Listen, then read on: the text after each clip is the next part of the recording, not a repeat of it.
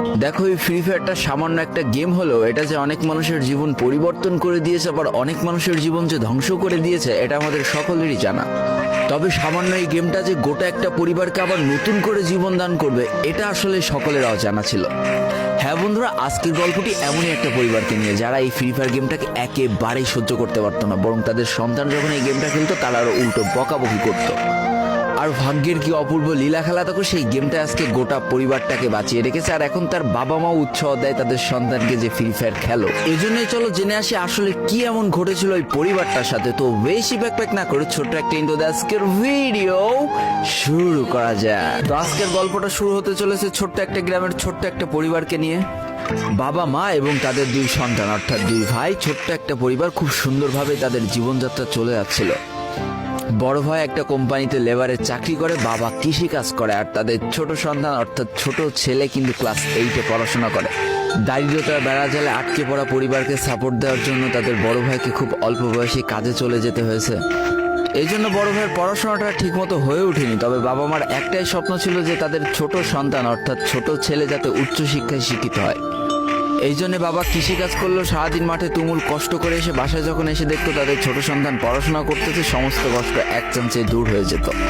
আর তাদের ছোট সন্তান পরিবারের অভাব দেখতে দেখতে বড় হচ্ছে, তো তাই সে একটা সময় ঠিক করেই ফেলে যে তাকে অনেক বড় হতে হবে, লেখাপড়া করে অনেক বড় মানুষের মতো মানুষ হতে হবে।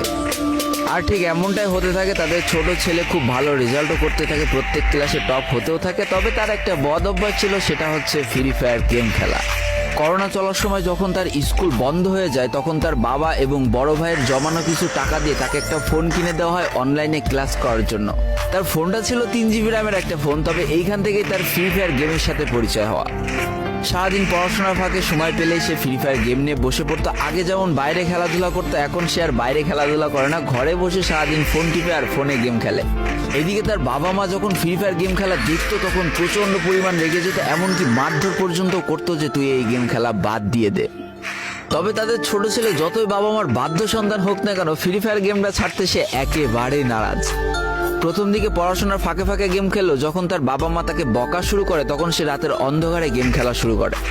তবে বন্ধুরা, বলে রাখা ভালো, সে কিন্তু তার পড়াশোনা একেবারেই ঠিক রেখেছিল, অর্থাৎ গেমের কোনো কালো ছায়া পড়াশোনার উপরে কোনোদিনই সে পড়তে দেয়নি, যার কারণে তার রেজাল্টটা মোটামুটি ভালোই হতো। এতদিন পর্যন্ত পরিবারের সবকিছু ঠিকঠাকই ছিল। এবার আস্তে আস্তে পরিবারটা একটু একটু করে ভাঙতে শুরু করবে। পরিবারের সকলের সম্মতিতে পরিবারের বড় ছেলের সাথে পাশের গ্রামের একটা মেয়ের বিবাহ সম্পন্ন করা হয়। আর যেন বিবাহের কয়েক মাস যেতে না যেতে বড় ভাইয়ের পরিবর্তন লক্ষ্য করতে শুরু করা যায়। এতদিন ছোট ভাইয়ের পড়াশোনা খরচ বড় ভাই আর বাবা মিলে চালিয়ে আসলেও এখন আর বড় ভাই